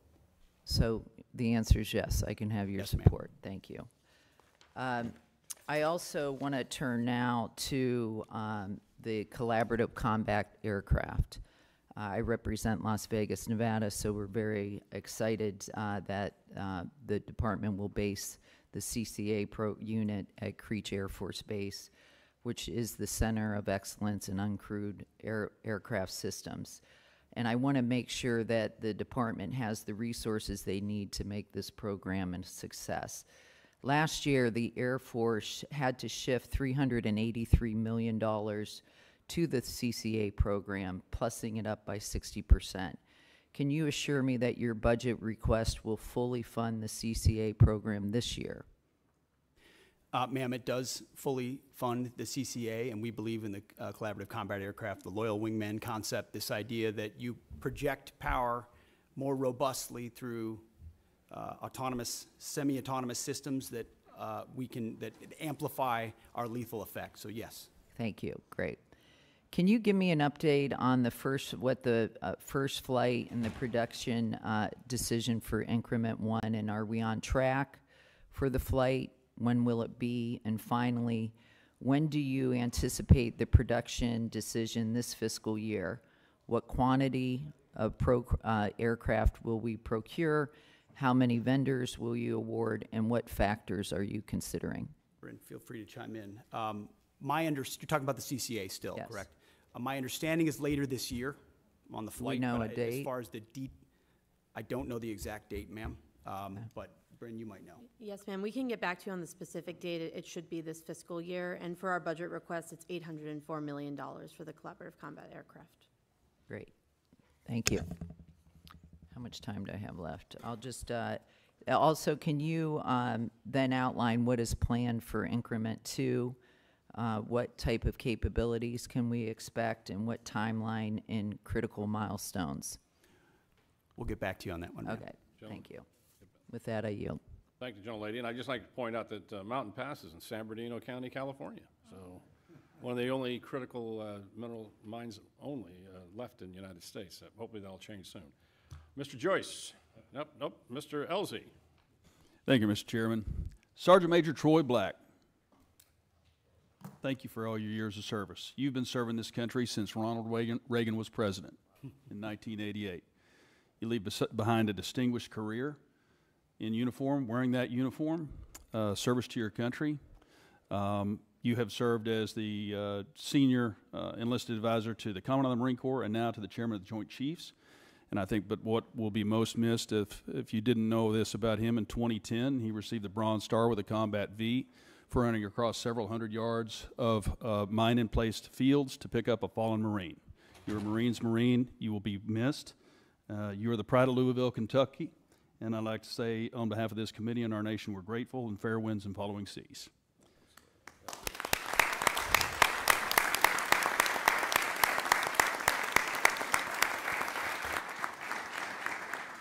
Secretary Hegseth and General Caine and Ms. McDonald, glad you're here. I'm personally grateful for your service to our country and for sharing your valuable time with us today. Raising you bring a non-traditional perspective to your tenure as chairman, having been a guardsman and an entrepreneur. Thank you for saying yes once again when called to serve, and also distinguished Flying Cross and 2 Bronze Stars. You didn't get that by sitting behind a desk. You were a fighter pilot's fighter pilot. You helped the plan to bring down Scuds in 2003. So thank you for your service. And Mr. Secretary, I want to salute you for your leadership and action-oriented approach at the Pentagon. You've created a sense of urgency that General Caine refers to in his testimony, and back to the issue of what we're not talking about today, and it's recruitment. Because in this family business, all volunteer force of ours, parents and their children who want to serve our country are now no longer afraid to sign up for fear of them being misused or not having their merit being rewarded appropriately. So thank you. You've also highlighted our service academies in that effort. Mr. Womack and I both serve on the boards of visitors at West Point and the Naval Academy, so thank you. I also appreciate your guidance on using commercial solutions in acquisition and on reducing the inflation that we have seen in the numbers of flag and general officers. And I think we can make the Pentagon a triangle pretty quick. There are more Navy admirals in the various systems commands than there are in the fleet. That's too many flags in D.C. and not enough at the waterfront or on the flight line. But speaking of acquisition, I want to turn to the plans of a 6th-generation fighter. General Caine, in his prepared statement, states that the F-47 will continue to ensure U.S. air dominance for decades. I'm a fervent supporter of not only F-47, but whatever the FAXX is going to turn out to be. And I want to make that clear to everyone listening. Our Navy, our Joint Force, and our future combatant commanders need the Navy's 6th-generation fighter, the FAXX. Relying only on the Air Force's 6th-generation fighter does not solve our air superiority challenge, because whether they're coming from Guam or Diego Garcia, the DIMPs are already set and the missiles are already guided. It's a non-moving target. An aircraft carrier moves its DIMP every 30 seconds. So we can't do either of those with only the Air Force's plan by. So we either want to win or we don't, and I know we want to win. We have to do it with the FAXX. And a 3-year delay is a de facto cancellation. and a win for China, and they are watching. And don't take my word for it. They're conducting unrestricted warfare against us right now. And if you read the 36 guidelines from the 6th century, and they talk about how do you defeat an enemy, or Sun Tzu, you defeat them at home with fentanyl, by taking out our military members before they can even join, 70,000 a year. They are being successful in how they're doing unrestricted warfare, and that's exactly what they're conducting. They're also showing us their 6th-generation aircraft right now, and there's at least 3 that we know they're working on. We can't give the field to them and say 5th generation is okay for the Navy, but it's not for the Air Force. We must have both. So several well-informed, well-respected leaders shared with us the importance of having both the Air Force and the Navy 6th-generation fighters, Admiral Paparo, General Alvin, and Admiral Kilby, acting CNO. I'm not going to put you all on the spot, but I just want to make it clear. If you'd like to address it, you may. I'm just putting it that it's that important to me. So what troubles me about the Pentagon needing to be a triangle now is that one of my favorite movies is Office Space. Remember Milton? Milton down there with the swing line. We're not really sure what he did, but he sure made a lot of trouble for everybody. I think we have a lot of Miltons in the systems commands and down there in the Pentagon, maybe at Cape, who are telling you that we can't do something when we absolutely can. They need to go. So let's get rid of the Milton. Let's invest in this generational investment. I'd like to thank Chairman Calvert, Chairman Calvert, for his investment in the FAXX and the bill, and present to this subcommittee later today. So thank you all. Appreciate it. Okay, go Navy. Mr. Morelli, you're recognized. Thank you, General, Chairman. I'm grateful for your service and grateful, Mr. Chairman, for the hearing today. I don't want to pile on, Mr. Secretary, and I'm brand new to this subcommittee, but I will say that in the same way we wouldn't go into battle without knowing the number of troops, our weaponry, the number of armaments, equipment, supplies. It's really almost impossible for this committee to do its job without details from the President, from the Department on a budget request. So I wonder whether or not we could get a commitment from all of you to come back before the committee when the full, the President's budget request has been delivered, so you can answer questions in detail about it. Certainly we'll make sure you get those details, Congressman. Well, getting the details is important, but also being able to answer questions about those details and what they mean, I think would be helpful. So obviously, you know, this is the chairman's decision, but I would ask you to consider coming back before the committee when the President's budget request is submitted to us, so we could get your sense of the various items in it. I want to go back to a topic I think Ms. Kaptur raised, which is Ukraine, and I really appreciate your comment that when you referred to partners on our side like Ukraine, so I'm glad we still consider them partners on our side. Last week, the Ukraine Defense Contact Group met in Brussels. I know we did not attend, you did not attend, and I don't believe you appeared even remotely, but that was a meeting which allies coordinated billions in aid to help Ukraine. We're talking about funding right now without a budget, without a plan to sustain U.S. support in what I consider the most serious conflict in Europe in a generation. So can you at least give us a sense, Mr. Secretary, of the presidential drawdown aid authorized through January 20th? Do you know how much has actually been delivered? Just the presidential authority that was given through January 20th when the new administration took over.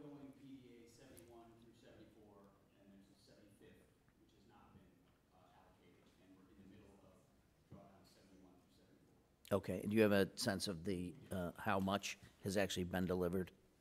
I don't know the exact amount that has been delivered, but we're actively monitoring it as well as the lifespan of certain munitions, what munitions remain critical for us, critical for them, critical for allies like Israel. We're paying very close attention to that. Okay, and you can give us a detailed, thank you. Do you know whether the department or the President is prepared to ask for funding for the Ukraine Security Assistance Initiative, and at what level?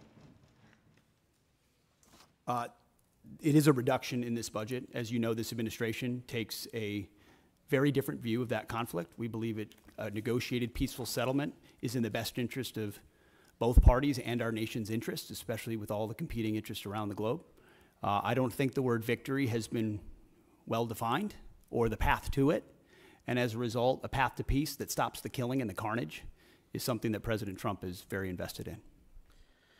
Well, look, I would certainly, I think I would define victory as making sure incursions, illegal incursions by the Russian Federation into Ukraine, which is a sovereign nation, would be a victory, but I'll leave that aside. I want to just touch briefly on, with the limited time I have, the President's announced $175 billion Golden Dome. It's been talked about. I know that what has been talked about, we understand that reconciliation includes a $25 billion down payment. We haven't really received much in clarity on the specifics. Can you tell me what the $25 billion will be used for? Excuse me. There are many specifics that are not fitting for this setting. We're happy to get you at the appropriate level the specifics you request. But what we've done is we've built out the entire understanding of what the architecture would look like, ensuring it includes existing capabilities that can be fielded rapidly. As President Trump has made the case, we need this now, not conceptually in the future. You know, we had SDI under Ronald Reagan, which was a concept. We've fast forward to the ability to deliver these things, and the American people deserve that kind of protection. So multiple layers for multiple different types of threats, coordinated with sensors, both on the ground and in space at other layers. And we've got one of our best Space Force generals fully focused on that project in General Gutlein, who has a background in understanding those types of architectures. So we've pulled the program up to the Office of Secretary of Defense to make sure it's monitored on a monthly basis. Can you tell us what the appropriations request will be for Golden Dome in the 26 fiscal year? Well, the gentleman gets, go ahead, Bren, excuse me, Ms. McDonald, you can get back to us on that and for the record, and we would appreciate that. Mr. Fleischman, you're recognized. Thank you, Mr. Chairman. Want to welcome Secretary Hegseth, General Caine, and Mrs. McDonald. Thank you. This has been an outstanding hearing. Let me just say this. The world is a dangerous place. The nation is a dangerous place. Heartfelt thank you to each and every one of you officers stepping up and for doing an exemplary job. Thank you so much. As most of you know, I represent the 3rd District of Tennessee. That's the Great Oak Ridge Reservation, birthplace of the Manhattan Project. In addition to serving on this prestigious subcommittee, I'm the chairman of the Energy and Water Subcommittee, which has the NNSA. I'm deeply involved in the recapitalization and modernization of our nation's nuclear deterrent. It will come as no surprise I have concerns about both our progress and posture. Our progress is a concern as we are recapitalizing the entire nuclear deterrent all at once. Meanwhile, Russia has recapitalized its triad minus some bombers, and China is rapidly expanding its numbers and fielding a triad. Of course, there's also North Korea and the looming prospect of a nuclear Iran. As we focus more on the Pacific, our post-Cold War posture is a concern due to the lack of in-theater non-strategic nuclear weapons. This creates a deeply worrying capability gap in the most critical theater. I'll ask my questions and ask for your answers then. First, Secretary Hegseth, given this troubling strategic threat picture, what is your outlook on the current pace and scope of nuclear recapitalization? And then, General Caine, what are your ideas to fill this non-strategic nuclear capability gap in the Pacific? Are there any ways Congress can better support the Department's efforts to meet these increasingly tight deadlines? And I'll listen to your responses. Thank you. Sir, thank you. First, if I would just take liberty, both the chairman and I have taken up almost all the oxygen from Bren McDonald here. I would just take issue with the characterization that we have not delivered a budget and we don't have details and we're not delivering on it. She and her team have done a fantastic job of working as rapidly and as detailed as possible to deliver what we feel very confidently is a robust, detailed delivery of the President's agenda for FY26. So, Bryn, thank you for the work that you're doing and all the details and focus on that have come through. And that the nuclear triad is certainly a part of it. NC3, every single aspect of that. Sentinel with the Nunn-McCurdy breach has to, we are taking a very hard look at that while fully funding it. Columbia class, critical. B-21, which for the most part has been a success story, but needs to be continually monitored, as any major platform does, and then to slick them in as well, in investing in that capability, considering the advantages we have on the submarine side. So we are fully funding, in fact, even more so in most cases, that capitalization and modernization, which we have to, considering what our adversaries are up to. Thank you, sir. Sure, I just echo the Secretary's comments about non-strategic nuclear weapons, SLCM and the others. And I think it really, for me, centers around 4 C's that we got to do across the enterprise. Change the culture to get after it faster. That's the first one. We got to create competition across the continuum in the defense and national industrial base. We need to buy better contracts and get greater capacity. So no ads other than that, Congressman. Thank you. So if I may, you all feel reasonably comfortable with the way that we're modernizing our triad? Well, sir, I'm not comfortable with the way the Sentinel upgrade had been happening. Understood. With the recognition that it is behind and can't be. And so we're getting at dynamic ways to address that. Different alternatives. Our Deputy Secretary and his team very focused, along with Bryn. What do we fund? Why do we fund it? How do we look at new ways to do it? Because the way we've approached it so far has gotten us nowhere fast. Thank you. By the way, I welcome you all to visit Oak Ridge at any time. Thank you, and I'll yield back. Thank the gentleman. Mr. Aguilar. Thank you, Chairman General Calvert. That's right. Thanks to the witnesses for being here. Yes, okay, Private, go ahead. The clock's still moving, Mr. Secretary, I want to express my severe concern with the deployment of the National Guard in Los Angeles without consultation of the state of California. There have been photographs that have shown these troops sleeping on the floor and have not been provided fuel, food, or water by DOD. How long will this deployment last, and why were we unprepared to provide them basic necessities such as food and water? The commanders and troops on the field are very well prepared, sir. They responded incredibly rapidly to a deteriorating situation with equipment and capabilities. We have made sure from the top down, as a Secretary of Defense who's been in a unit holding riot shields outside the White House during the chaos of the summer of 2020, I know what it's like to be immediately deployed into a situation like that. There are moments where you make do as best you can temporarily, but we are ensuring they're housed, fed, water capabilities in real time from my office, because I care that much about the California Guard and the Marines and the men and women who are supporting our ICE agents on the ground. You should check it's with your true office. Every day, and that's a disingenuous attack that misrepresents how much we care about our troops and what they're doing to defend ICE agents. I'm not going to take the fact that we don't care about the troops. Nobody cares more about the troops at the top than this Secretary and the Chairman and our department. How long will the deployment last? We stated very publicly that it's 60 days. Because we want to ensure that those rioters, looters, and thugs on the other side assaulting our police officers know that we're not going anywhere. We're here to maintain the peace on behalf of law enforcement officers in Los Angeles, which Gavin Newsom won't do. What is the estimated cost of the deployment for the Guard and the Marines to LA, and where's this funding coming from? Will it be coming from quality of life programs that affect our service members or our families? If you want to wait till I finish. Before I hand it to, such as updates, housing and barracks. Before I hand it to Bryn, the insinuation that we're pulling money from housing and barracks in order to fund this is disingenuous and incorrect. I'm just asking. Bryn can give you the numbers, absolutely. So the current estimated cost is $134 million, which is largely just TDY costs, travel, housing, food, et cetera. Where's it coming from? That's the cost, but where's it coming from? Out of their O&M accounts. With the most recent deployment of the Marines, Mr. Secretary, what's the justification for using the military for civilian law enforcement purposes in LA? Why are you sending war fighters to cities to interact with civilians?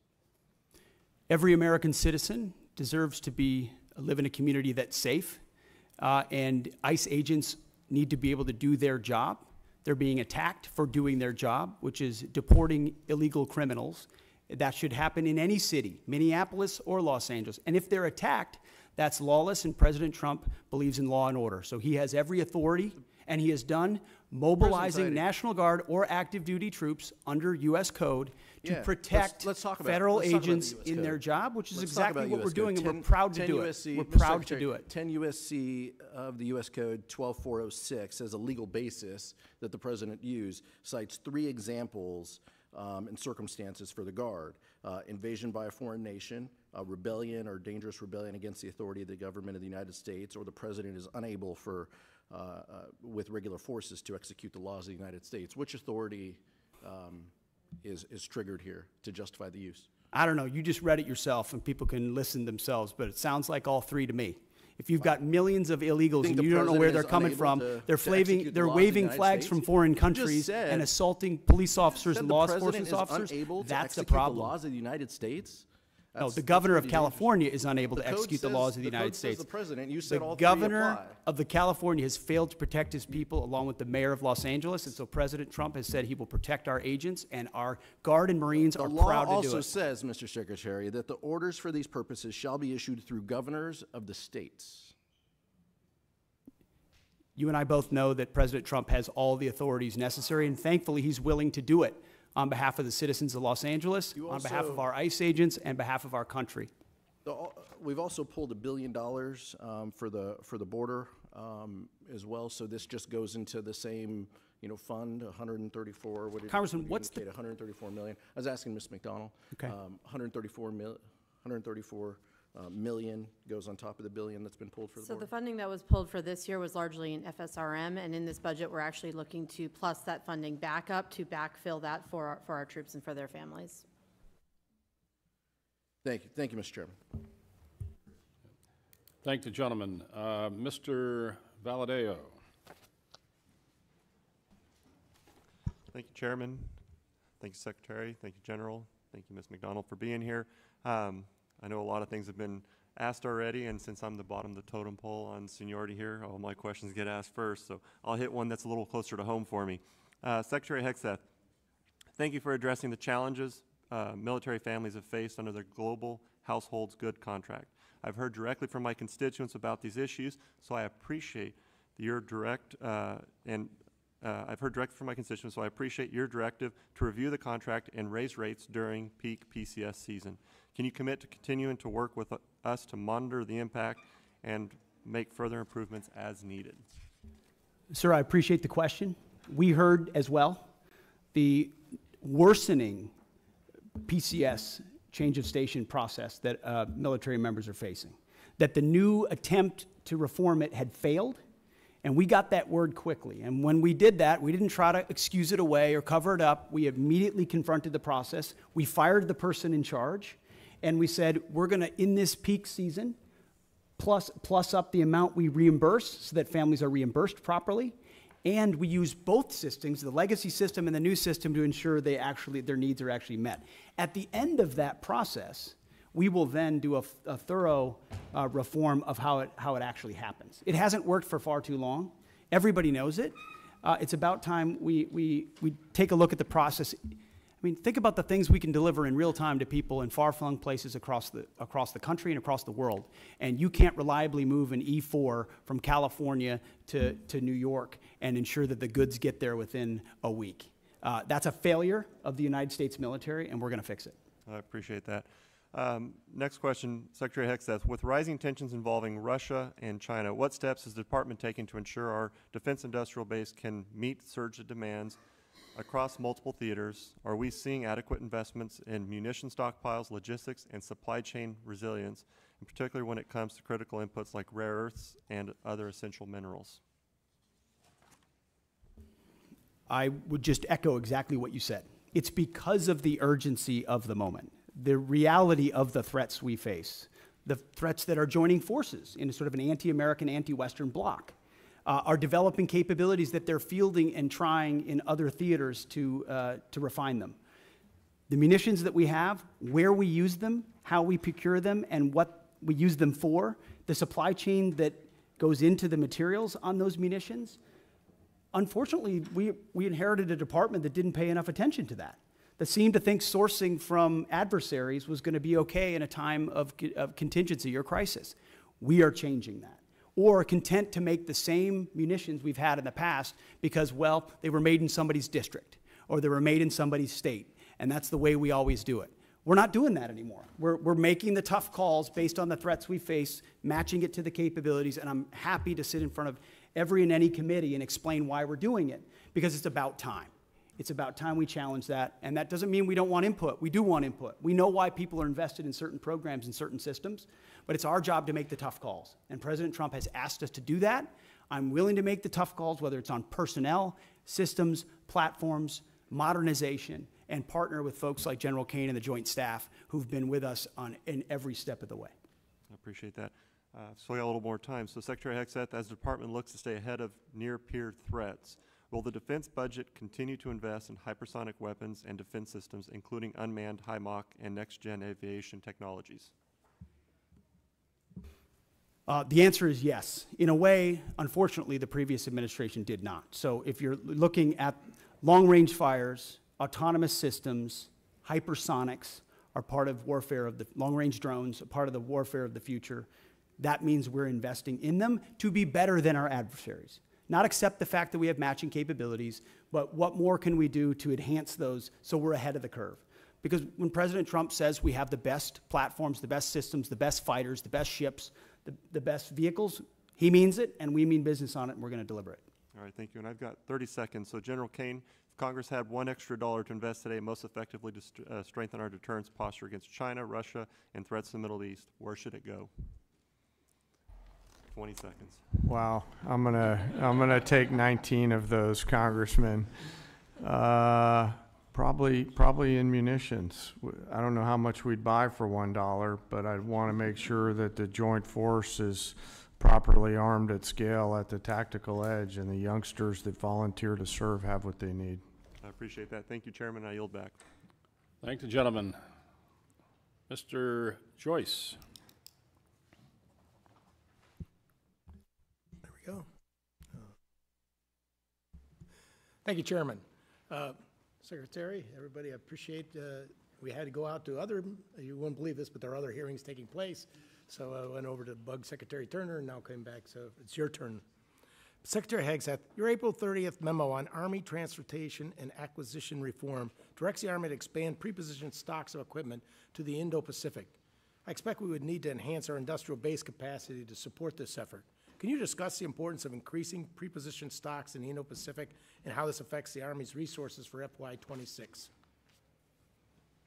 It's a great question because it marries up two things that need to be linked and synced and often aren't, right? The capabilities that we have in the priority theater and where we preposition those capabilities. So my job exists on multiple axes of that.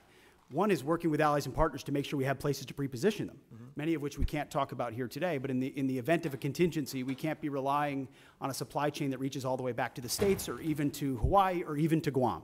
You need to recognize the prepositioning of stocks. But then you have to have those stocks, and they have to be the relevant ones for the systems that you're deploying, and you need a defense industrial base to deliver on that, which is why we've made historic investments in munitions, focusing on priority munitions that would be applied in our priority theater, with a recognition that every munition we spend somewhere else, and I say that as someone who, very proudly, we conducted a very successful freedom of navigation campaign against the Houthis to ensure that our ships don't, and by the way, 2 of our ships transited the BAM successfully, and the ceasefire held very recently. So doesn't mean you don't expend munitions, you judiciously expend them with an understanding that you have to safeguard others for future fights and prepositioning, and then invest in your industrial base. And I think that's why you see a budget with a 13% increase. 13% increase in a defense budget is significant and allows us to both invest in the President's priorities and fast-track munitions that we're going to need.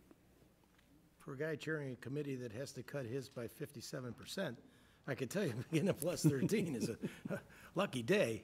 Chairman Caine, our forces face growing challenges sustaining operations across contested environments, particularly in the Indo-Pacific. China is investing in capabilities designed to disrupt supply lines, access to forward operating bases, and target critical logistic nodes. What steps are you taking to strengthen contested logistics capabilities, and what investments can Congress make to ensure that you have operational resilience? Well, Congressman, thanks for the question. You know, history tells us that the professionals talk about logistics, and that's what was the big differentiator between us and our adversaries in World War II, was really the logistics power. You know, our teammates within the Joint Force are looking carefully at this right now, and as we look at the adversaries' threat arrays that they have and our ability to defeat them and move the combat capacity that we need to through those difficult places is a key part of that. I don't have a specific number for you, but what I'll commit is, as we think through what contested logistics looks like, as we think through what forward supply points on the first and second island chain might look like, we'll stay close with the committee to make sure that we're communicating early, often, and always about what our needs are. I certainly appreciate that, and I throw out that having a small Air Force Reserve airport in Youngstown, Ohio area. Some great C-130Js up there, Thank you. Congressman. Yeah. Appreciate yeah. the help on our fire department for the new inventory we got. But the old stuff we had there, you had maybe 8 planes. You were cannibalizing 3 to feed the 5 because we didn't have parts and storage and those type of things. And I think that's has played out in other areas for us as well. And we need to not only make sure we have the manufacturing industrial base, but we also have the ability to have the parts and inventory on to keep all those things online, or we have to remove them from service. Yes, sir. I know General Alvin and the team at the Air Force is looking hard at that too, to make sure that we've got the right stuff on the shelf prior to that we need, not just in the C-130 community, but the other airframes within the Air Force, and frankly the Joint Force. Parts are always going to be a driver, and I'm really encouraged by the innovation that's happening to look at things like additive manufacturing, where we get a hold of the specs from companies like Lockheed and others and can just 3D print right on the spot of the requirement. Those have to be in any procurement you do from now on. Yes, sir. I think so, sir. It's, you know, the force of the future will fix on the spot, so they'll need to be able to have the parts right there. And as we look at mission command and delegating authorities and responsibilities to our younger commanders and you know, complex command and control problems, part of that is going to be the ability to sustain our force out there at the edge. Thank you very much, General. Yes, sir. I yield back. And thinking of logistics, it made me think at, what was it, General Marshall, who went out in the 30s and met with a young lieutenant colonel, and said, "It's the best logistics officer I've ever met." And that was General Eisenhower. 3 years later, he was a 4-star general. So wars, logistics are important. Mr. Anderholt, you're recognized. Thank you. Thank you, Mr. Chairman, and thanks everyone for being here today, this morning. And as we wrap up the hearing today, let me say the Golden Dome Initiative represents, in my opinion, a substantial investment in our national security, and I credit this administration in pursuing this bold project, and I share your ambition for it. So thank you for moving forward on that. I want to follow up with from my colleague from New York. The President has said that he has chosen an option that will total $175 billion. Can you confirm that number, and when do you hope to make this system of systems operational?